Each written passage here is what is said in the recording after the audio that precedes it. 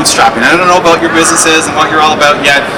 A lot of people think raising capital is the way to go. It's how I need to go and expand. I'm going to go pitch Damon John or Robert Herjavec, who are here today. But really the best thing you can do as an entrepreneur is build a real business. Like get customers, put that money back into your company to help fuel your growth. Two main reasons. One, when you're raising capital, it becomes almost like a full-time job for you. You spend so much time out there raising capital that you're not actually executing on your business. That could be time spent going out, getting clients, building momentum, getting media, getting some traction for your company, right? All super important things, and you get stuck because you're just trying to raise capital. And the second part is at the early stages of a company, you're going to lose way too much of your equity or take on way too high of an interest rate. It's the riskiest time at the beginning stage of a company, so raising capital and equity investors are going to come in and take a huge chunk of your business, which sucks, right? So at the start, most of you guys should not be raising capital, and this is a presentation on raising capital, so I wanted to give that disclaimer right off the bat. But for those of you who now are still intent on raising capital, I'm going to give you kind of the marks. You've invented something, but you need to protect it. That again is difficult to raise for, a little bit easier than R&D, but still difficult because you're far from getting a sale. Next is production. Production is, okay, we have our tech, we know what we're doing, now we need to go out and make it. And the easiest way to get production finance is to go get a customer. So I was talking to a woman on the bus today, and her son had an energy company, and he was trying to finance the production of his units.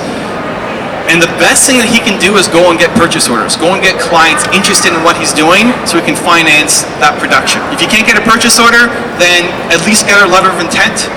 But if you don't have any customers, even close, it's super hard to get funded. Like imagine if you were somebody's pitching you on a business idea, so it's gonna be great. This is the next big thing, it's gonna be amazing. Well, do you have any customers yet? Well, no. You know, like that's immediately gonna drop your interest. So the closer again you can get to getting money in, the easier it is to raise funding. Next is marketing. Now we're starting to get a little bit easier. We have our product, now we're out there marketing, trying to sell it, getting our first clients. And the last one is expansion. This is the easiest money to raise. And if you're looking at raising capital, this is honestly, I'd love for you guys to bootstrap through marketing and then get to expansion. Expansion is you prove that it works somewhere. You prove that it works in your local market. And as a mentor of mine used to always tell me, if you can get one customer, you can get 1,000. And that's the mentality, because a lot of investors, if you go in without a single customer, you're like almost every deal that's being pitched to them. But if you just have one customer, you're already different than 95% of the pitches that they're seeing. If you can get one customer and prove that somebody's willing to pay you for what you do, it's easy to see how you can get 100 or 1,000 or 100,000 clients, depending on what market you're in. That's where the risk is reduced and where you get a much better valuation for your business. So whenever you're talking to an investor, saying what's it for, where's that money being spent, and how much? If you do not know the answers to these questions, you're going to get rejected instantly. The insta rejection. It makes you look like you don't know what you're doing. Just like if anybody pitched you an idea and they didn't know how much they needed and they weren't sure exactly where they're going to spend it, there's no way you're going to give them that money. So you have to have these down, no matter what we're talking about.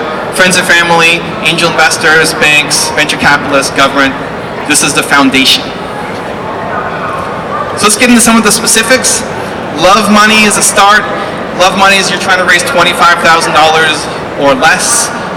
It's called love money because it's usually your friends, your family, kindergarten classmates, you know, anybody who might know you, love you, want to see you get ahead, want to see you get to that next step. And this is where the early stage money is. It's super hard to get, if you're looking at $25,000 or less, an angel investor isn't interested in it. It's just too much work to do the due diligence, and you have to talk business, right? So family can be great, friends can be great, but they don't necessarily mean that these are people that you want to be in business with. And most people don't consider that, they just go after the dollars. So something to be super careful about.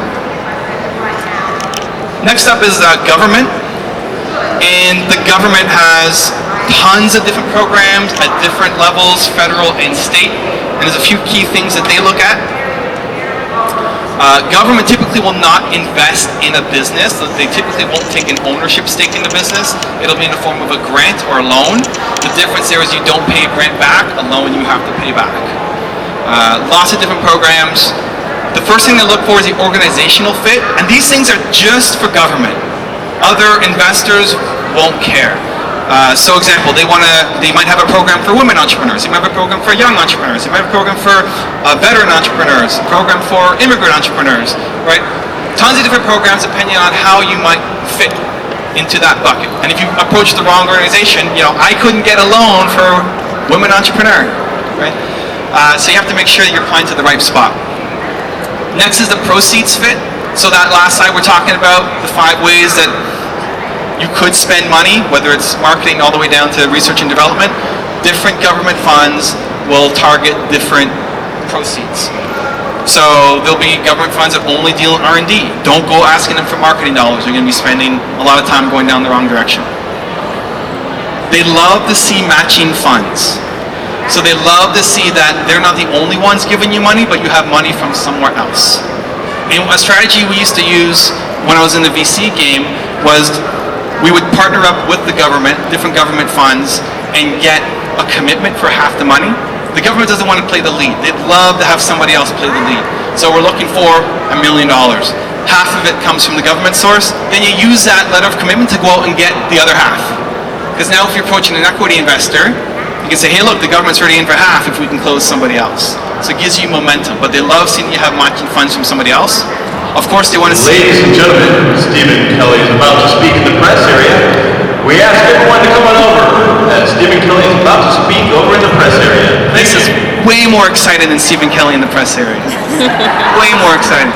Solid plan, everybody will care about having a solid plan. Benefit to the country, this is something that only the government will care about. Or if it's a state program, it's only the state will care about. No angel or venture capital investor is going to say, I really care what this is going to do for America. Right? This is something that the government, though, obviously cares a lot about. So are you going to raise money and then produce in China? Right? No, they want to see you're creating American jobs. Something the government cares a lot about. An angel investor is like, get me the best deal, wherever that is. So you want to hype that up. How are you going to create jobs for your local area? The thing that sucks about dealing with the government, anybody in the government here? Used to. Nobody from the government? Used to. Or you're not admitting that you're from the government? The thing that sucks is the long wait. It's so long to get any kind of money from the government. If you're overdoing your tax bill, you can guarantee the IRS is going to come breathing down your neck instantly. But getting money from them is insanely long and frustrating because as entrepreneurs, we want it to happen now, right? We want things instantly. We wanted it yesterday. We're already behind our plans for changing the world and creating something amazing. What do you mean it's going to take 8 months before I get my money, right? So that can be super frustrating and time consuming, and a lot of times it's not worth it. Banks are next. A lot of entrepreneurs, when they first get started, think banks are the friends of entrepreneurs. This was me. When I first started my business, I was 19. Thought, okay, I got to go talk to a bank, right? It's what we do, get support from the banks who are here for us as entrepreneurs. Do we have bankers in the room?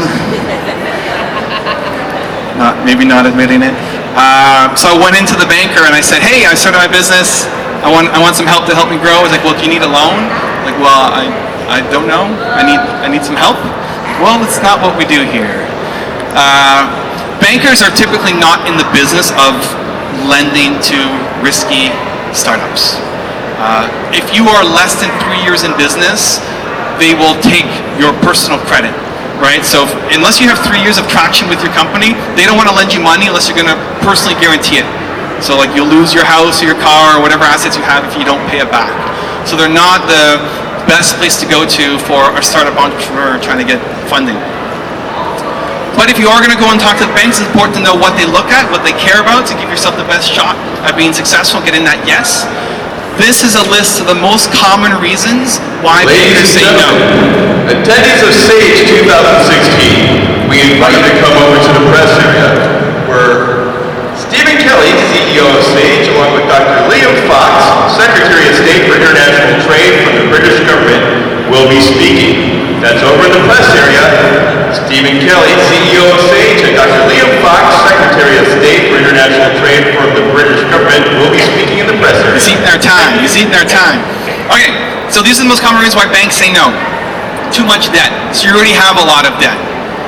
Lack of owner equity just means you don't own enough of your business. Maybe you have other investors and you only own 20% of the company. You can get rejected for that. Insufficient cash flow, you're not making enough money yet in your business. Too new, you're just a startup. Poor industry conditions, they don't like your company and the market that you're in. They don't like your products, you don't have a good business plan that goes down. What's interesting here though is 11.6% of people weren't given a reason. So if you ever get rejected by a bank, by an investor, anybody, you want to at least find out the reason. Not just for financing, customers, right? A customer says, no, I don't like your thing. Well, why, right? I mean, great, I accept that you don't like it, you don't want to buy it, but why? Like, help me improve, help me get better. So if you're going into a bank and they don't give you an answer, make sure at least you're walking out with what you need to improve on so that when the next time you go back, you have a shot at getting better. This is from Capital One about what they look for when they're extending credit.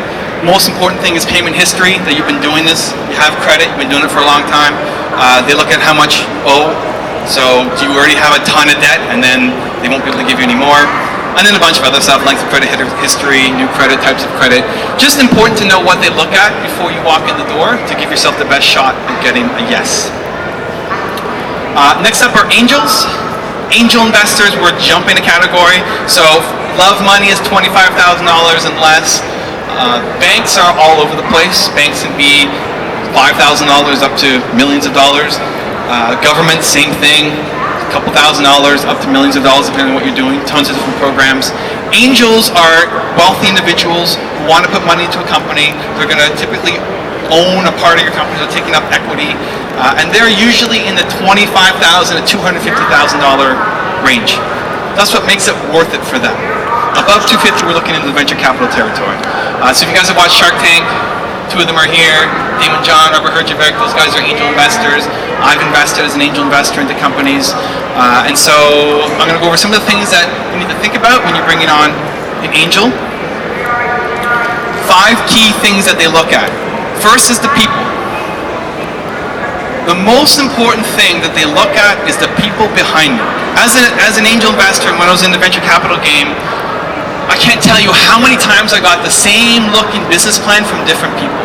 You think your plan is so insanely unique, it's not. It's why angels and VCs will not sign non-disclosure agreements, because they're seeing the same thing so many times. The difference is, who are the people behind it? So when they open up your business plan, the first thing they look at is the executive summary, right? You should all have that executive summary at the start, 2 to 3 pages that talks about your entire business plan. After that, they look at the people. In the venture capital industry, they call it the horse for the course.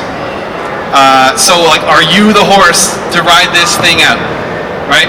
So you need to have that covered off. You need to show that you have the experience, and if you don't, you need to have advisors to support you. Like, I'm really good at this, and I build up an advisory team or people on my business partners to help me get to where I need to go.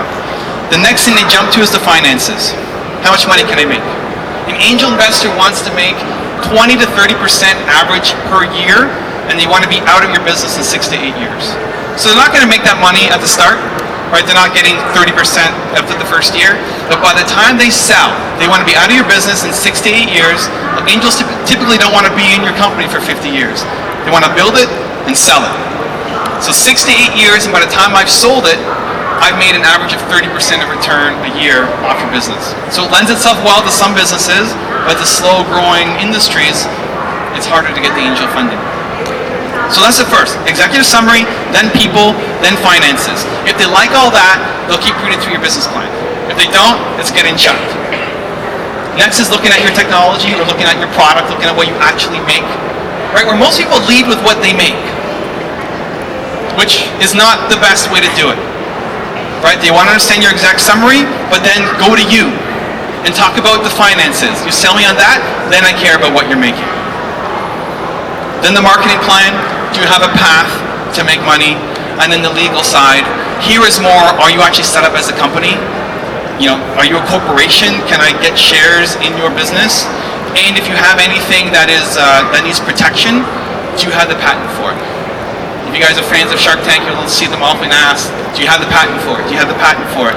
And that's a big part of protecting your technology, is having that patent. But if you don't have something that's protectable, then at least make sure that you're set up as a corporation. You have a shareholders agreement, because otherwise it makes you look like a really amateur entrepreneur, and it makes it harder to get a yes from them. How to find them? Most of them are found through connectors. So look at people who are dealing with successful business people on a regular basis. They're going to be lawyers, they're going to be accountants, they're going to be financial advisors, potentially real estate agents. These are the people who deal with these guys on a regular basis. So if you're trying to raise money from an angel investor, you want to talk to every lawyer you know, and every accountant you know, and every financial advisor you know, and try to get introductions from your friends to their lawyer and their financial advisor, because getting that on their radar, most angels don't go up and say, I'm an angel investor, come and pitch me, right? Because they're going to get swamped with all these ideas that they don't have time to do because they have their daily jobs. And so they rely on those connectors, lawyers, accountants, to